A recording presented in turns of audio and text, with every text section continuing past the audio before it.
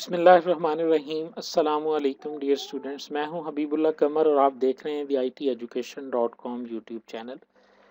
Dear students, digital logic and design CS 302 की final term preparation के सिलसिले में मैंने एक प्लान बनाया है जिसके हवाले से मैं 4 लेक्चर्स इंशाल्लाह आपके लिए डिलीवर करूंगा। एक ऑलरेडी मैंने रिकॉर्ड कर दिया है, उसका लिंक आपको डिस्क्रिप्शन में मिल जाएगा। ये ओवरऑल एक गाइडलाइन है जिसके अंदर मैं आपको बताऊंगा कि आप किस तरह से अपनी फाइनल टर्म प्रेपरेशन को आसान तरीके से जो है और शॉर्टेस्ट वे के अंदर जो है ना वो आप उसको कर सकते हैं। ठीक है, मैंने सिलेबस को किस तरह से डिवाइड किया है, कौन कितने लेक्चर्स होंगे, किस तरह आपने तैयारी को स्टार्ट करना है, ये सारा जो ओवरव्यू है ये मैं इस वीडियो के अंदर डिस्कस करूंगा।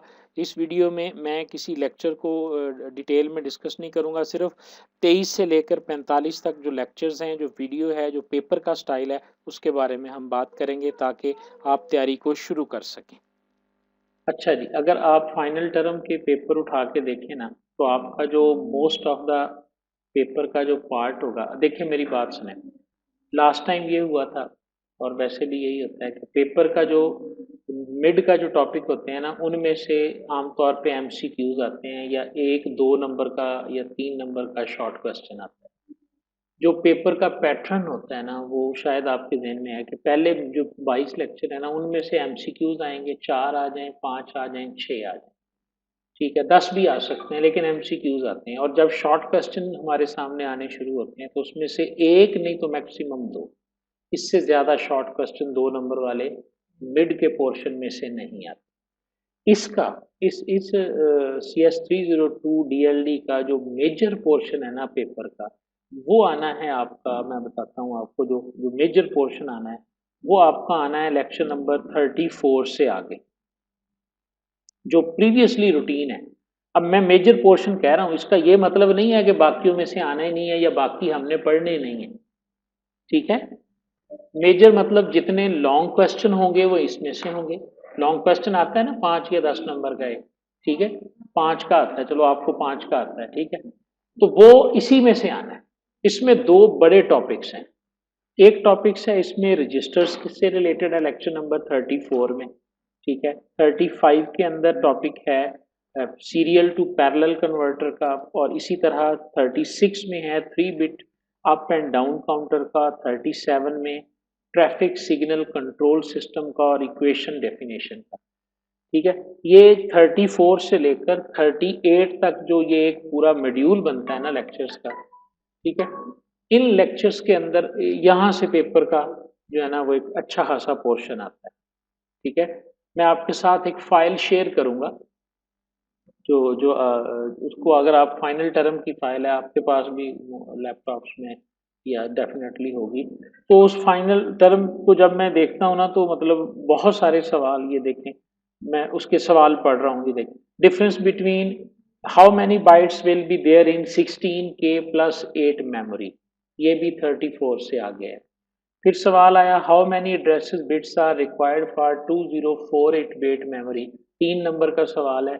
ये सवाल भी 34 से आगे मेमोरी वाले पोर्शन में से है। अच्छा, फिर सवाल आया explain rotate write operation of shift register, ये 34 से आगे है, ये भी 3 नंबर का सवाल है। मैं 10 सवाल पढ़ूंगा ना तो आपको अंदाजा हो जाएगा कि मैं सही कह रहा हूँ।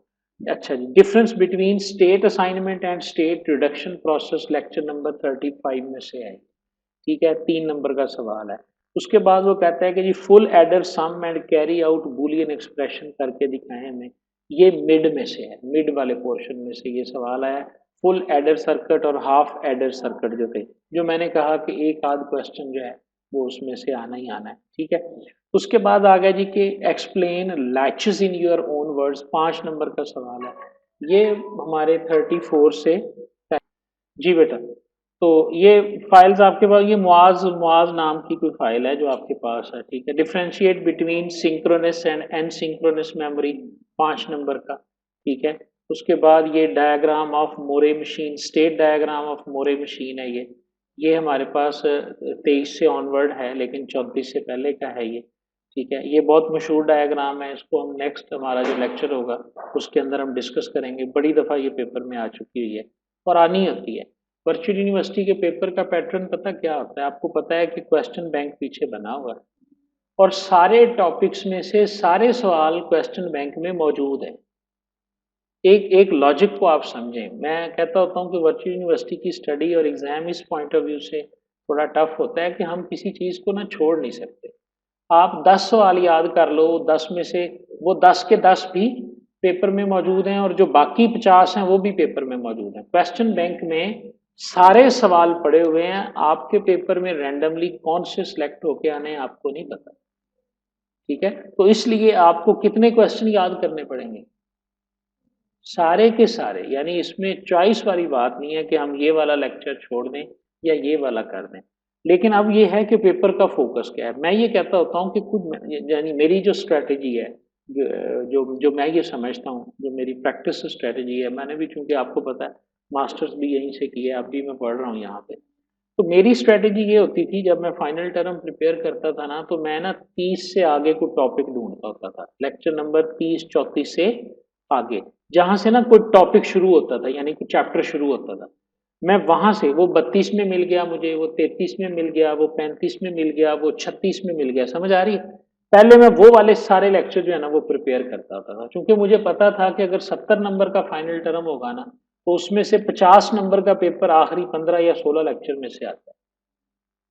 देखो ना, पांच पांच क्वेश्चन, 3 क्वेश्चन आ गए, 5-5 नंबर के 15 हो गए। तो 15 में से अगर 2 सवाल 35 से आगे आ जाएं, तो पहले 35 याद करने पे आपको सिर्फ 5 नंबर का क्वेश्चन मिला और आखिरी 10 या 15 10 लेक्चर्स में से आपका 10 नंबर का पेपर। तो इसलिए थोड़ी सी हिकमत, क्योंकि कुछ सब्जेक्ट ऐसे हैं जिनको हमने टैक्टिकली पास करना है। सीखने वाली चीज उसमें, अब ये डीएलडी है, इसमें हम क्या सीखेंगे? सीखना मुश्किल है सर्किट्स को, ये एक कंपल्सरी सब्जेक्ट है हमारा, तो इसलिए हमने इसको उतना पासिंग क्राइटेरिया के हिसाब से तो पास।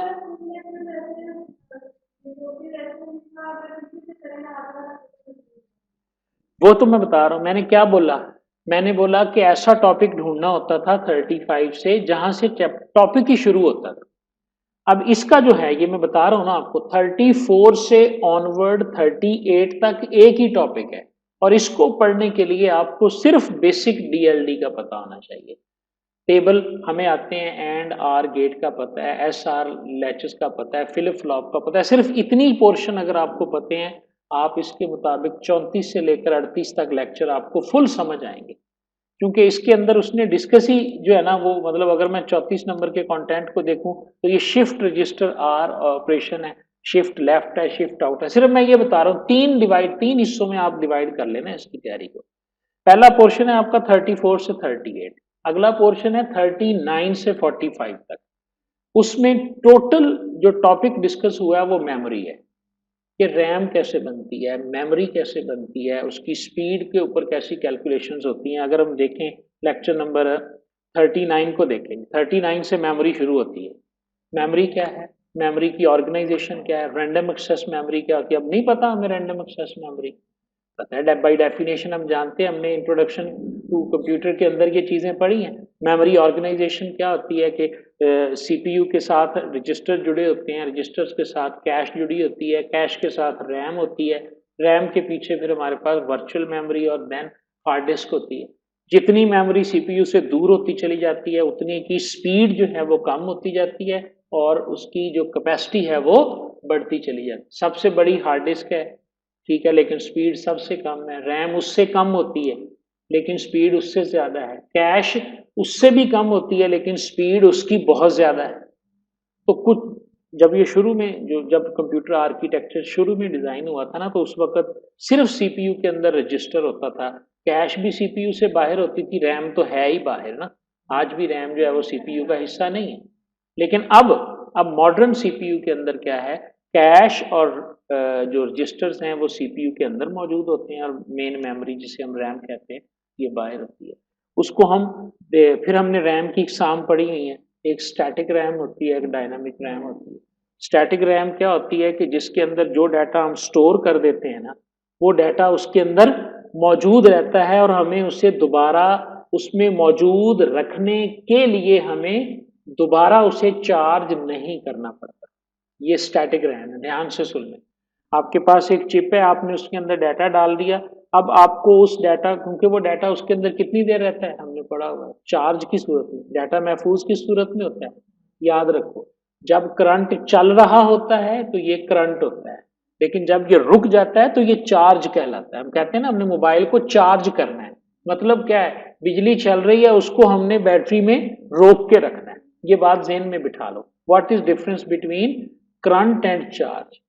तो हम क्या करते हैं, रैम के अंदर डाटा कैसे स्टोर रहता है, रैम तो एक चिप है, आपकी यूएसबी में डाटा कैसे स्टोर रहता है, ठीक है, तो इसके अंदर चार्ज होता है। अब होता क्या है कि जब आपने रैम के अंदर डाटा स्टोर कर दिया तो इसका मतलब क्या है, रैम के अंदर जो डाटा है वो किसी चार्ज की सूरत में महफूज है, ऐसे ही है। अब वो चार्ज जो है, और चार्ज के बारे में क्या है याद रखो, चार्ज वक्त के साथ साथ खत्म होता है, जैसे जैसे वक्त गुजरता है चार्ज जो है वो रिलीज होता रहता है। आप अपने स्मार्टफोन को रख दो, 5 दिन यूज ना करो, बैटरी खत्म होगी कि नहीं होगी, थोड़ी बहुत यूज होती रहेगी, और जैसे जैसे यूज होता है ये ड्रेन होता है, हम इसको ड्रेन करना कहते हैं। तो दो रैम्स होती हैं, एक वो रैम होती है जिसके अंदर जब हम करंट को सेव कर देते हैं ना, तो डाटा को सेव कर देते हैं, तो उस डाटा को सेव रखने के लिए बार बार उसे जो है ना वो, क्योंकि वो करंट रिलीज होता रहता है, फिर चार्ज।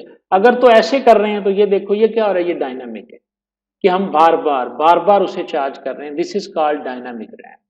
और जो रैम जिसको चार्ज करने की बार बार जरूरत नहीं होती वो स्टैटिक रैम होती है। स्टैटिक रैम महंगी होती है, डायनामिक रैम सस्ती होती है। लैपटॉप्स और मोबाइल में स्टैटिक रैम लगाई जाती है, जबकि ऐसे सिस्टम जिन्होंने बिजली पे चलना होता है जैसे डेस्कटॉप कंप्यूटर है, उनमें डायनामिक रैम लगी है, क्योंकि उनका तो चार्ज के साथ ताल्लुक ही कोई नहीं है, तो वो तो डायरेक्ट पावर पे चल रहे होते हैं, तो जितनी दफा मर्जी उसे चार्ज करते हैं, ठीक है। और बार बार चार्ज करने से उसकी एफिशिएंसी में भी फर्क पड़ता है, कि यानी डबल काम करना पड़ गया ना, एक तो करंट को, एक तो डाटा को महफूज करना है, इनपुट करना है, आउटपुट करना है, और दूसरा उसे बार बार।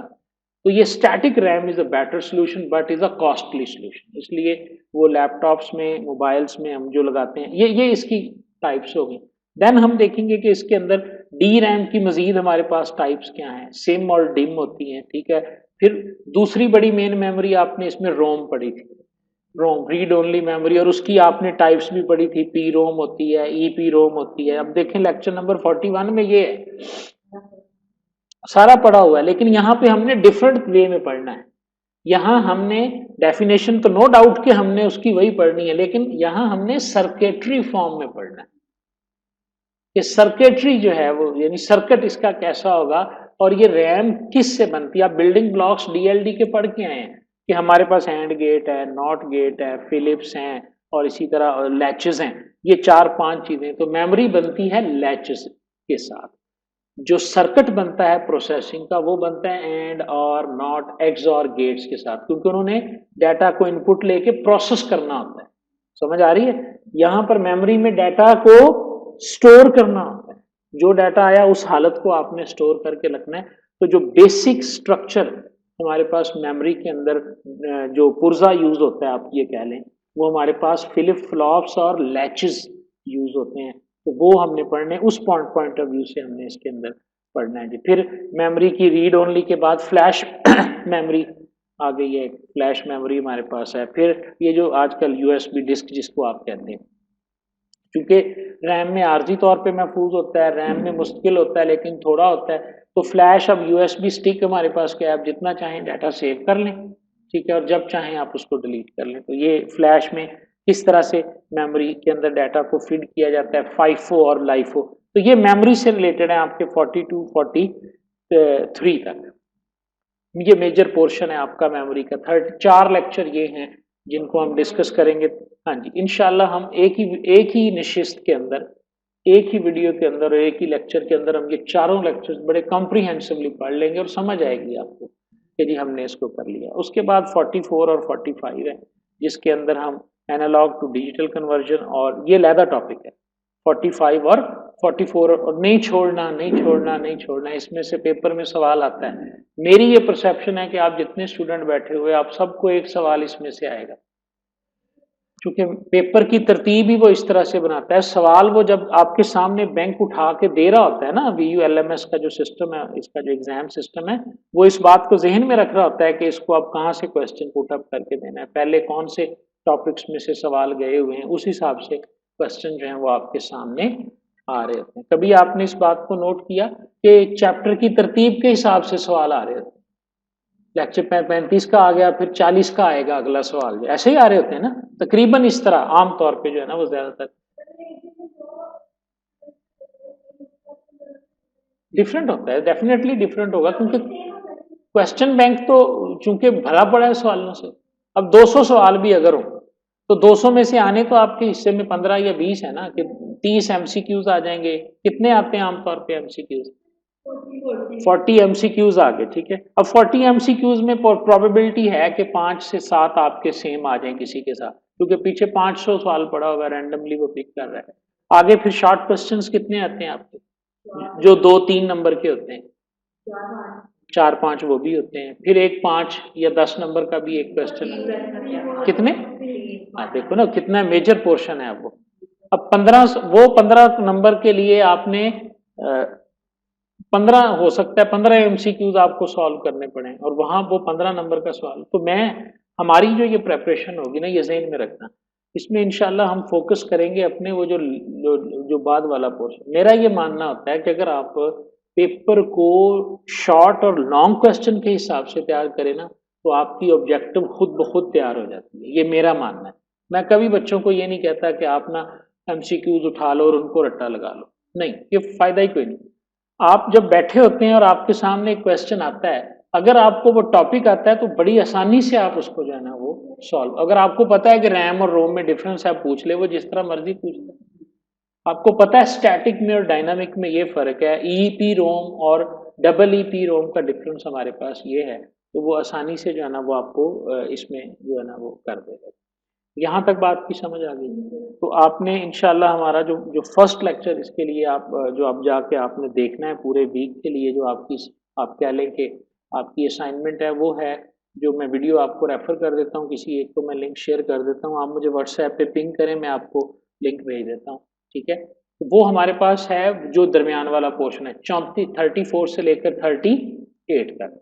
नेक्स्ट जो हमारा संडे होगा इंशाल्लाह, उस दिन हम 23 से ऑनवर्ड पढ़ेंगे, जहां तक एक टॉपिक बनता होगा ना, 23 से लेकर वो 28 पे खत्म हो गया, 29 पे खत्म हो गया। मोस्ट प्रोबेबली तो यही है कि मैं 23 से लेकर आपको 33 तक ही पढ़ा दूंगा इंशाल्लाह, क्योंकि सादा डेफिनेशंस हैं उसमें।